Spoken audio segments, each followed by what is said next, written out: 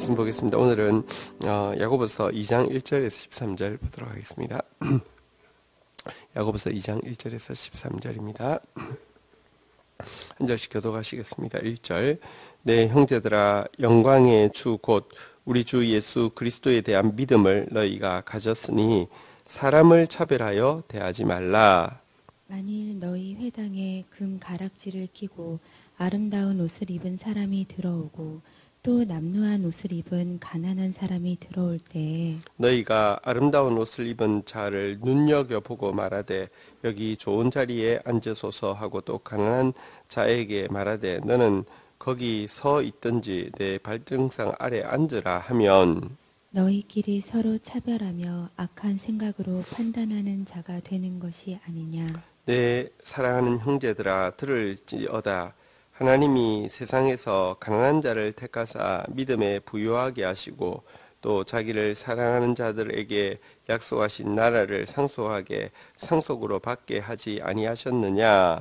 너희는 도리어 가난한 자를 업신여겼도다. 부자는 너희를 그들은 너희에게 대하여 일컫는 바 그 아름다운 이름을 비방하지 아니하느냐. 너희가 만일 성경에 기록된 대로 내 이웃 사랑하기를 내 몸과 같이 하라 하신 최고의 법을 지키면 잘하는 것이거니와. 만일 너희가 사람을 차별하여 대하면 죄를 짓는 것이요 율법이 너희를 범죄자로 정하리라. 누구든지 온 율법을 지키다가 그 하나를 범하면 모두 범한 자가 되나니. 간음하지 말라 하시니가 또한 살인하지 말라 하셨은즉 내가 비록 간음하지 아니하였어도 살인하면 율법을 범하는 자가 되느니라. 너희는 자유의 율법대로 심판받은 자처럼 말도 하고 행하기도 하라. 같이 읽겠습니다. 시작. 긍휼을 행하지 아니하는 자에게는 긍휼 없는 심판이 있으리라. 긍휼은 심판을 이기고 자랑하느니라. 아멘. 이제 본문에 보면 그 믿음의 바른 행위로 사람을 이제 그 외모로 판단하거나 차별하는 부분에 대해서 먼저 다루고 있습니다. 신앙은 사실은 눈에 보이지 아니하는 것을 눈에 보이는 것처럼 보는 것을 신앙이라고 합니다. 현실이 아니라 영원에 있다는 하나님 나라 영혼을 준비하는 것이 신앙생활입니다. 그렇다고 하면 우리의 눈에 보이는 것은 잘 크게 보고 눈에 보이지 않는 것은 크게 보지 않는다고 하면 이미 바른 신앙을 가지지 못한 것이죠. 그런데 사실 눈에 보이는 것, 다시 말하면 외모, 눈에 보이는 어떤 조건이나 어떤 돈이나 이런 것들은 사실은 익숙하고 눈에 보이지 않는 영혼은 사실 먼 것이 인간의 모습입니다. 자, 오늘 어떻게 외모를 차별하는 문제에 대해서 무엇이라고 외적인 부분을 가지고 사람을 판단하고 차별하는 부분에 대해서 뭘 하는지 보도록 하겠습니다. 우리 1절 먼저 같이 읽겠습니다. 시작. 내 형제들아, 영광의 주 곧 우리 주 예수 그리스도에 대한 믿음을 너희가 가졌으니 사람을 차별하여 대하지 말라. 우리는 예수 그리스도가 가장 영광스러운 주인 줄을 믿고 있는 사람입니다. 그런데 이 믿음이 사실은 객관적으로 생기는 것은 아닙니다. 예수님은 가장 작은 그 비천한 땅 나사렛에서 자라나신 분이시고요. 사실은 겉으로 볼 때는 아무런 학문을 배우신 적도 없으시고요. 또 뿐만 아니라 당시 가장 그리끼는 실패자의 상징인 십자가에서 죽임을 당하신 분이십니다. 이분을 영광의 주로 믿으려고 하면 믿음의 눈이 없이는 불가능합니다.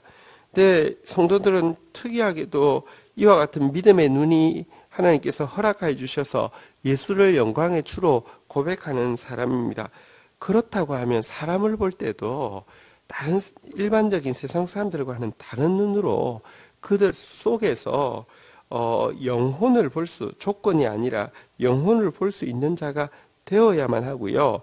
그렇다고 하면 반드시 사람을 차별하지 않는 그런 마음이 있어야만 된다. 이렇게 이야기를 합니다. 구체적으로 이제 2절부터 설명을 하고 있는데요. 자, 우리 2절부터 4절까지 교독하겠습니다. 만일 너희 회당에 금 가락지를 끼고 아름다운 옷을 입은 사람이 들어오고 또 남루한 옷을 입은 가난한 사람이 들어올 때에 너희가 아름다운 옷을 입은 자를 눈여겨보고 말하되 여기 좋은 자리에 앉으소서 하고 또 가난한 자에게 말하되 너는 거기 서 있든지 내 발등상 아래에 앉으라 하면 자, 4절 같이 읽겠습니다. 시작. 너희끼리 서로 차별하며 악한 생각으로 판단하는 자가 되는 것이 아니냐. 구체적으로 이제 이런 상황을 들고 있는 거 봐서 그 당시 교회에서 이런 일들이 있었던 것을 야고보가 그 날카롭게 이렇게 이제 보고 지금 이제 그 책망하는 것임을 알 수 있고요. 근데 이 모습은 그냥 오늘날 교회도 아주 익숙한 것을 볼 수 있습니다. 보니까 부자가 들어올 때는 이렇게 자리를 막 이렇게 찾아주고 가난한 자가 들어올 때는 아주 냉담한 말로 이렇게 저 구석에 가 있어 이렇게 이야기를 한다는 것이죠. 근데 여러분 사람을 차별한다는 것은 어쨌든 정확하게 이야기하면 그의 영혼보다는 그의 외적인 것, 다시 말하면 학벌이나 소유나 권세를 더 중요하게 여긴다는 것입니다. 다시 이야기합니다. 믿음은 보이지 않는 것을 크게 보고 현재가 아니라 영혼을 준비하는 것인데 사실은 지금 현실에 보이는 것, 학벌, 소유, 권세에 더 집중한다고 하면 이것 자체가 율배반입니다. 게다가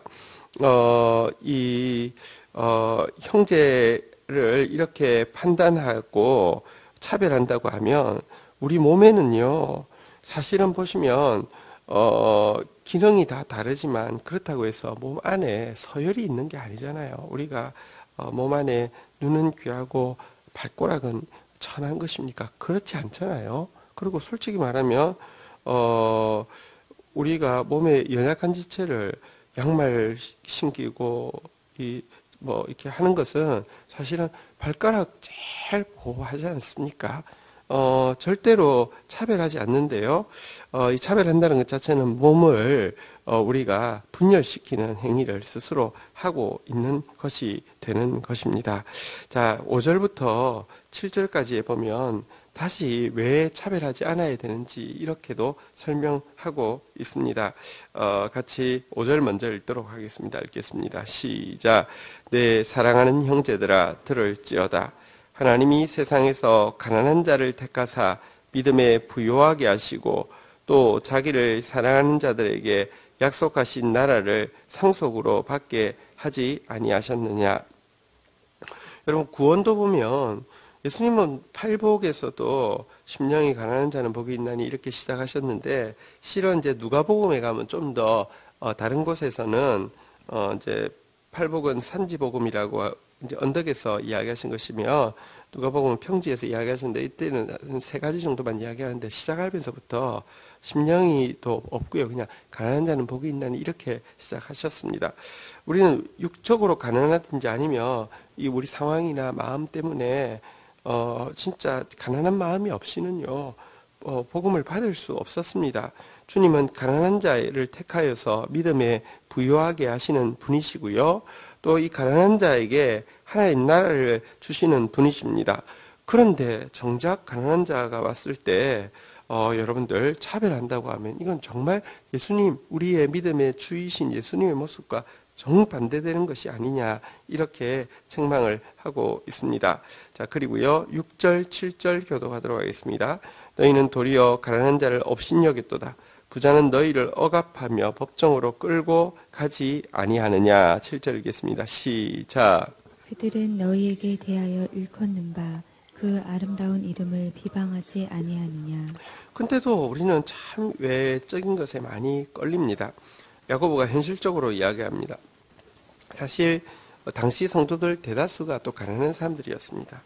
그들을 억압하는 자, 그들을 꼬투리 잡아가지고요 법정에 가서 억울한 누명을 씌워서 돈을 빼앗아가는 자, 그리고 또 사실은 작은 거 빼앗기는 거는 아는데 크게 구조적으로 법을 조정해 놔가지고 그들이 이렇게 제대로 살 수 없게 하고 계속 재정이 헐 빠져서 부자한테 가도록 법을 만드는 자 누구냐 이렇게 묻고 있습니다.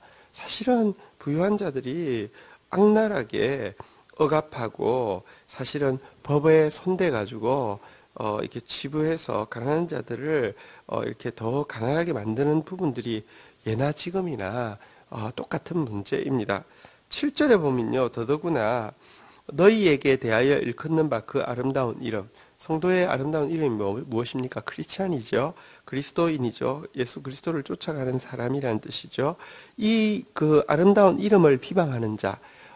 지금 당시 로마 시대에 예수 따르는 자들을 가장 모욕스러운 이름으로 바꾸어 놓고 학살하고 하는 사람들은 또 권력 있는 사람들, 힘 있는 사람들, 배웠다는 사람들인데 그와 같이 실은 피해를 보고 있는 사람인데도 딱 외모만 보고 좋게 여길 수 있는 것이 인간의 모습입니다. 어쨌든 이거 절대 합당하지 한 것이 아니다라고 가난한 자 차별하는 것에 대해서 이것은 어리석고 이건 자해하는 일에 지나지 않고 몸을 이렇게 분열하는 일이다 이렇게 지적하고 있습니다. 근데 이 말에 대해서 이렇게 반론을 펴는 것 같습니다. 그 사람들이 하는 반론을 이렇게 옮겨서 이렇게 답을 하고 있습니다. 8절 9절 한번 교독하겠습니다. 너희가 만일 성경에 기록된 대로 내 이웃 사랑하기를 내 몸같이 하라고 하신 최고의 법을 지키면 잘하는 것이거니와 만일 너희가 사람을 차별하여 대하면 죄를 짓는 것이니 율법이 너희를 범법자로 정죄하리라. 이 말에 대해서 내가 뭐 사람을 차별한 게 아니라 성경에 보니까 이웃을 내 몸과 같이 사랑하라고 하신 그 법을 지키기 위해서 한 것입니다. 이렇게 이야기를 핑계를 대면서 말을 할 수 있죠. 여기에 대해서 야고보가 정확하게 이야기합니다. 그래 맞다. 너희가 정말로 이웃을 내 몸같이 사랑하라고 하신 그 최고의 법을 지키기 위해서 그를 외모와 상관없이 영혼으로 보고 선대한 것이라고 하면 잘했는데 동일한 기준으로 너희가 만약에 그게 아니라 외모로 사람을 보고 가난한 자를 차별한 것이라고 하면 네가 최고의 법을 지키기 위해서 그랬다고 했는데 네가 최고의 법을 스스로 깨뜨리고 있는 것이니 율법 앞에서 너는 심판받을 수밖에 없다. 이 이야기를 지금 하고 있는 것입니다. 최고의 법을 그렇게 네가 귀하게 여겼다고 하면 너 스스로 최고의 법을 어긴 것이니 다시 말하면 사람을 조건 때문에 환대한 것이 아니라고 했는데 왜 사람을 조건 때문에 박대하느냐 지금 이제 이렇게 지적을 하고 있는 부분입니다. 자 그러면서 10절 11절 우리 교독을 하도록 하겠습니다. 누구든지 온 율법을 지키다가 그 하나를 범하면 모두 범한 자가 되나니 간음하지 말라 하시니가 또한 살인하지 말라 하셨은즉 내가 비록 간음하지 아니하여도 살인하면 율법을 범한 자가 되느니라. 십계명을 보면 이 10가지가 있는데 그 중에 한 개를 범하면 10분의 1을 범한 것이 아니라고 이야기를 합니다. 그 중에 하나를 범하면 전부 다를 범한 것이다. 이렇게 이야기를 성경은 계속하고 있습니다. 왜냐고 하면 보십시오. 내가 하나님에 대한 죄가 앞에 있는데 하나님에 대한 죄 하나를 범하면요. 그것은 반드시 사람에 대한 죄로 나오게 돼 있고요. 사람에 대한 죄를 범하는 이유는 하나님 앞에서 하나님으로 제대로 모시고 있지 않기 때문입니다. 혹은 사람에 대한 죄에 간음하지 말라, 살인하지 말라, 도둑질하지 말라, 뭐 이렇게 이웃의 소유를 그러니까 뭐 그 거짓 증거하지 말라, 막 이렇게 있는데 나 그거 하나도 안 했어요. 그랬는데 십계명이 뭐냐고 하면 사실은 간음, 살인, 도둑질, 거짓 증거 뭐 이거가 여러분들 나 하나도 하지 않았다고 했는데 이런 것을 하고자 하는 마음을 품은 거 그것이 제 10번째 계명입니다. 행동으로 안 해도 마음으로만 그 생각 가져도 탐심만 가져도 탐욕만 가져도 다 범한 것입니다. 여기서 설명하자면 십계명이라는 것은 10개의 무슨 빵이 있는데 그 중에 한 개를 뭐 이런 게 아니라 10개의 구슬로 된 이렇게 반지인데, 그러니까 목걸이인데 한 개만 이렇게 이런 목걸이가 터져가지고 한 개 빠지면 한 개 빠진 게 아니라 목걸이 전체를 쓸 수 없는 것입니다. 그래서 지금 이야기는 한 개의 법을 어겨도 모두 범한 자가 되는데 그 중에 최고의 법인 사랑, 이 율법의 최고의 법인 사랑을 너희가 범했다고 하면 어떻게 범죄자가 되지 않겠느냐 이렇게 이야기를 하고 있습니다. 영혼에 대한 사랑은 하나님께서 우리를 구원하신 사실 유일한 이유이고요. 신자에게 부탁하신 유일한 이유입니다. 그런데 이 영혼을 사실은 눈에 보이는 외적인 것으로 영혼에 대해서는요 멸시하고 외적인 것을 귀히 여겨서 차별한다고 하면 그것은 정말로 율법 전체를 어기는 것이다라고 엄중하게 다시 경고하는 것입니다. 12절, 13절 교독하도록 하겠습니다. 너희는 자유의 율법대로 심판받을 자처럼 말도 하고 행하기도 하라. 긍휼을 행하지 아니하는 자에게는 긍휼 없는 심판이 있으리라. 긍휼은 심판을 이기고 자랑하느니라. 네, 여기 야고보가 복음을 다시 이제 복음이라는 단어를 다시 해석해 놓은 아주 중요한 표현이 나오죠.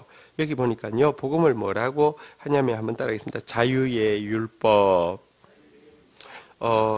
이 복음을 자유라고 하는 것은 좀 익숙한 표현입니다. 로마서를 비롯해서 바울서신에 많이 나옵니다. 복음은 죄의 정죄와 사단의 속박으로부터 우리를 자유케 하기 때문에 자유라는 말을 많이 강조합니다. 그렇지만 이 자유가 방종이 아니라 사실은 율법을 행할 수 있는 자유, 사실은 율법을 이렇게 행할 수 있는 능력을 주는 자유를 주는 것이기 때문에 자유라고만 이야기하면은 마치 율법을 이제 안 지켜도 되는 것처럼 우리를 오해할 소지가 있는데요. 그렇기 때문에 믿음이라는 게 네 마음대로 하고 예수만 믿으면 내 마음대로 해도 된다고 착각하는 사람들이 많기 때문에 야고보는요.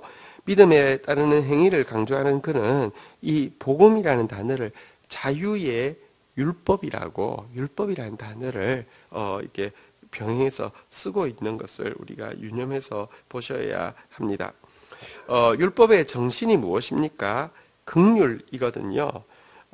이 율법의 정신인 이 긍휼을 이 복음은 더 많이 요구하고 있다. 이렇게 이야기를 하고 있습니다. 우리 중에 누구도 그리스도의 긍휼 없이는 절대로 구원받을 수 없고 심판을 피할 수 없는 존재입니다. 근데 긍휼은 심판을 이기고 자랑하게 하는 것입니다.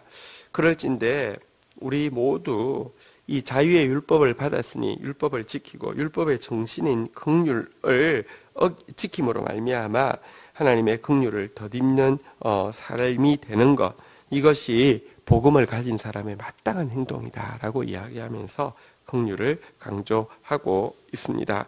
오늘 하루 우리 살아감에 있어서 정말 우리 주위에 있는 사람들, 어떤 사람들은 우리가 그렇잖아요. 이 현대 사회가 팍팍하기 때문에 사람을 얼마 안에 판단해야 되는 직업적으로도 그렇고요. 또 관계적으로도 너무 내 앞가림하기 힘들기 때문에 사람을 최대한 빨리 판단하고 딱 그거만큼 이렇게 대할 수밖에 없는 세상을 살아갑니다. 그러나 오늘 우리가 만나게 되는 모든 사람들을 어떤 외적인 게 아니라 영혼으로, 숫자가 아니라 영혼으로, 돈이 아니라 영혼으로, 그냥 어떤 그 조건이 아니라 영혼으로 볼 수 있는 사람이 되길 수 있기를 주의 이름으로 축원드립니다. 영혼으로 보았다고 하면 우리가 해야 될 것은 긍휼밖에 없습니다. 그 영혼을 영혼으로 귀히 여기고 영혼으로 불쌍히 여기는 이 긍휼로 나아가다가 주님 앞에 나도 긍휼을 덧입는 자 되기를 주의 이름으로 축원드립니다. 우리 우리 이제 디자인 팀장님 그 어머니가 이제 돌아가셔서 지난 이제 토요일 날 이제 아침에 돌아가셔서 장례식에 갔다 왔는데 그 아버님 돌아가신 지 이제 한 몇 년이 되셨어요. 12년인가 12년은 아니고 몇 년 되셨을까요? 그 정도 됐나요? 한 12년 되셨어요. 그런데 이제 어머니 또 이제 이번에 돌아가시니까 가족들이 이렇게 뭐랄까 이제 물론 올해 투병하다가 돌아가셔서 그 이제 또 최선을 다해서 잘 섬기고 어머니도 천국 준비 잘하고 돌아가셔서 그렇지만 그래도 이제 어머니 이제 이런 것에 대해서 아쉬움이 있고 안타까움이 있는데 어떤 분이 조문을 오셨는데 그 조문을 오신 분이 잘 모르는 분이 조문을 오셨는데 어떻게 왔는지를 자기가 이제 그 앞에서 막 울면서 그래서 한데 12년 전에 아버지가 돌아가셨는데 그때 이제 아버지도 입원을 했고 그분도 입원을 했는데 그분 응급실에서 이제 병원에서 이거 빨리 수술해야 한다고 암이라고 이렇게 이야기를 했을 때 아유 괜찮다고 난 퇴원한다고 이렇게 한 거예요. 그래서 이제 그 아버님이 자기도 수술을 하러 이제 왔는데 그렇게 이야기를 해서 이제 의사가 나가고 나서 응급실이라는 게 커튼이 없으니까 그 이제 소리가 들리잖아요. 그래서 전화를 하는 걸 들으니까 개척교회 목사님인데 이분이 돈이 하나도 없으니까 뭐 수술 받을 뭐 이런 게 없으니까 그냥 빨리 나가려고 그렇게 한 거예요. 그래서 통하는 소리를 듣고는 그걸 알고는 이분이 아버님이 은밀하게 병원비를 대서 수술을 하게 해드렸던 거예요. 아버님은 돌아가셨지만 이분은 사신 거예요. 그래서 이분이 그 뭐랄까 이제 연락처를 알고 뭐 이렇게 했다가 이번에 그 이제 아내분도 돌아가셨다고 하니까 온 거예요. 그래서 그리고 또 그때 뭐 어쨌든 이제 이런 게 보십시오.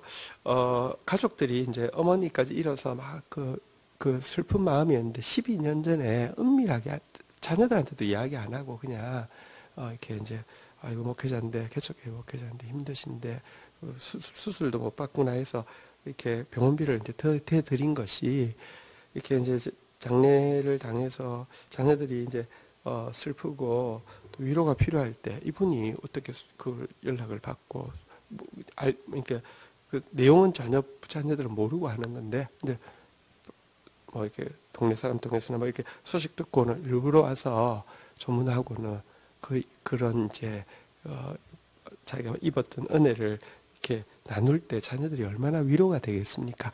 근데 보십시오. 진짜 하나님은 긍휼히 여기는 자는 긍휼히 여김을 받는다 이야기하셨습니다. 흘려보내 놓아도 하나님이 잊지 않기 때문에 때가 되면 다 꺼내서 하나님께서 갚아주시는 하나님이십니다. 오늘도 우리가 사람을 영혼으로 대하고 그를 향해서 긍휼을 베푸는 최고의 율법을 지키는 하루가 되기를 주의 이름으로 축원드립니다. 주신 말씀 붙잡고 우리 주님 앞에 나아가 기도하는 시간 가지도록 하겠습니다. 함께 기도하시겠습니다. 하나님 감사합니다. 너무 높고 존귀하신 하나님께서 우리를 조건으로 대하셨다고 하면 우리 중에 누가 주님 눈앞에 소중하며 우리 중에 누가 주 앞에 긍휼을 덧입을 수 있겠습니까? 하나님 우리를 영혼으로 보시며 우리가 약할수록 더욱 긍휼히 여겨주신 그 긍휼 때문에 나 같은 자도 구원받았고 주의 그 견인의 사랑 때문에 나 같은 자도 포기되어지지 아니하고 오늘이 있을진데 하나님 한 영혼을 대함에 있어서 참으로 긍휼히 여기며 참으로 그 영혼을 바라보며 참으로 오래 참고 기다리는 자 되어질 수 있도록 주님 은혜를 더하여 주시기를 간절히 간구하고 서운합니다. 감사합니다. 예수 그리스도의 이름으로 기도 올립니다. 아멘.